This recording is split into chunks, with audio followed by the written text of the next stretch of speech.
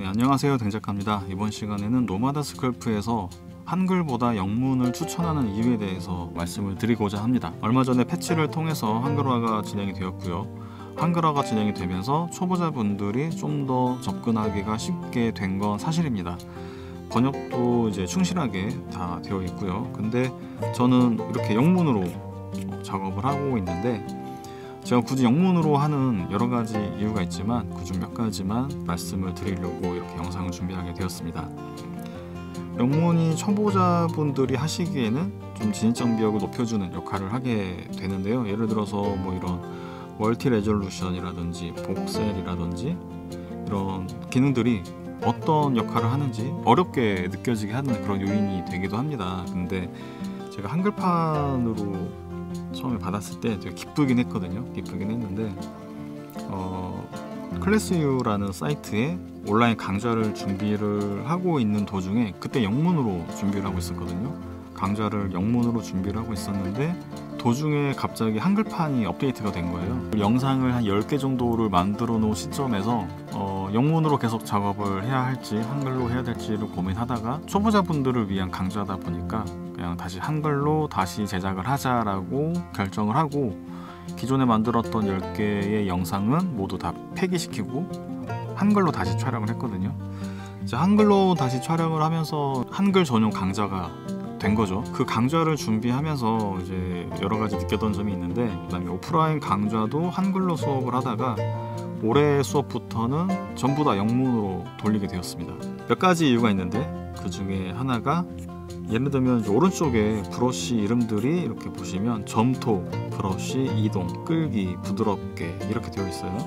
페인트, 병합. 병합은 이제 원래는 플래툰 브러쉬인데 병합 브러쉬라고 되어 있는데 여기에 표현되는 거는 눌러주는 기능이거든요. 병합이라는 단어와 이렇게 매칭이 되지가 않아요. 그 다음에 또 뭐랄까, 주름 브러쉬. 근데 번역을 하면은 주름이 맞을 수도 있죠. 근데 뭔가 어감이 차이라고 할까요? 그런 부분들이 조금 어색하다라는 느낌이 좀 저는 개인적으로 많이 받았었고요. 무엇보다 꼬집기 브러쉬, 이 핀치 브러쉬가 꼬집기 브러쉬로 바뀐 거에서 굉장한 이질감을 받았습니다. 뭐 소량 이동이라든지 선반 뭐 이런 것들이 뭐랄까, 저는 한글판을 한다면 여기는 브러쉬라고 되어 있죠. 근데 여기 또 점토예요. 완전한 한국어로 할 거라면 한국어로 하던가, 영문을 한글로 쓸 거라면 그렇게 하던가 해야 되는데, 어떤 거는 점토, 어떤 거는 브러쉬 뭐 이런 식으로 돼 있어요. 그러니까 예를 들어서 무브 브러쉬를 한글화 했을 때 무브로 썼다면 오케이, 괜찮아요. 근데 어떤 거는 이동, 어떤 거는 브러쉬, 어떤 거는 부드럽게, 페인트는 또 페인트예요. 대체어가 없어서 하는 경우도 물론 있겠지만 일관성이 없다는 거죠. 레이어는 또 레이어예요. 자, 이런 부분들이 오히려 이제 설명하는 사람들로 하여금 더 헷갈리게 만드는 부분들이 있고요. 예를 들어서 부드럽게 브러쉬를 이용해서 부드럽게 만들어주세요, 이런 표현들이 이제 좀 상충되는 그런 설명이 되는 거죠. 제가 이제 결정적으로 이제 한글판을 안 쓰게 된 결정적인 계기는, 이 기즈모를 눌렀을 때 왼쪽에 나타나는 스냅이 있습니다. 근데 스냅이 3개예요. 이동 스냅이 있고 로테이션 스냅이 있고 여기 또 하나 스냅이 있습니다. 근데 영문판에는 이 2개는 똑같이 스냅으로 표기가 되어 있어요. 영어로 스냅이라고 되어 있고요. 근데 이 가장 위에 있는 이 스냅 있죠, 영문판에는 얼라인으로 되어 있을 거예요. 그러니까 어떤 거는 얼라인인데 한글로 스냅으로 되어 있고, 이 번역이 뭔가 일관성이 없고 잘못 번역이 되어 있는 경우도 있고요. 이제 그런 부분들 때문에 오프라인 강좌나 유튜브 수업에서는 영문으로 돌아가게 되었습니다. 자, 또 다른 이유가 있는데요. 제가 수업을 하거나 어떤 질문을 받게 될 경우에, 물론 취미로 이 3D를 노마다 스컬프를 통해서 시작하시는 분들도 많이 계시지만, 나중에 자기가 3D 업종으로 발을 들이기 위해서 노마다 스컬프로 시작을 하시는 분들도 꽤 돼요. 생각보다 그런 수요가 많이 있습니다. 근데 그런 분들이 한글로 만약에 이런 프로그램을 익히게 되신다면 나중에 블렌더나 지브러시라든지 3D 맥스를 공부를 할 때 그때 영문으로 되어 있는 프로그램을 접하게 된다면 어색하게 되는 거죠. 비슷한 기능을 찾기 위해서는 비슷한 용어를 3D 프로그램이나 뭐 포토샵도 마찬가지로 전반적인 그래픽 프로그램에서 쓰는 용어들이 중복되는 게 굉장히 많아요.